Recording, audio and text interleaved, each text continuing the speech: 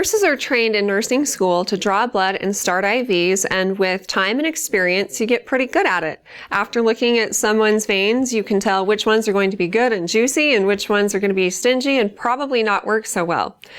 On labor and delivery, I often have patients come in and request certain sites for IV starts or blood draws because based on their past experience, certain sites have worked better.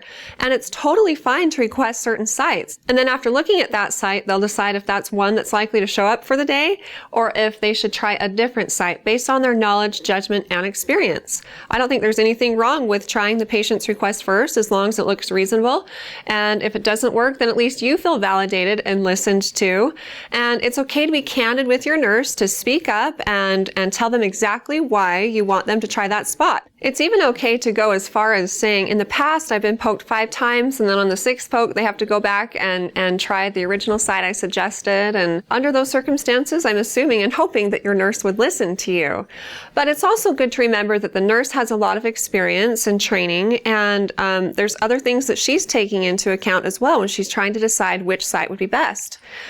For example, a lot of times when you get your blood drawn, they do it in the crux of your elbow. And so when we go to start an IV, which are two very different procedures, people expect us to start the IV up there. And for a lot of different reasons, that's not an ideal spot for an IV. When we start an IV, a tube is actually left in the vein, and it's about this long or so, and when you bend your arm, that tube bends too, and it clots the line off. The fluid won't run well, and sometimes it just won't run at all, and so we have to pull it and start a new IV. It also gets in the way when you're trying to hold your baby or push, and so an ideal spot for labor and delivery is usually in the hand, the wrist, or the arm. Those are the first sites we'll go for, and there's a certain size of needle that we have to use on labor and delivery, and it goes back to the fact that at some point we might have to administer blood, and so we have to be prepared for that under all circumstances. So those are all things that your nurse is thinking about, and as long as our judgment and experience is in line with your request, then hopefully it will work out and be fine for you.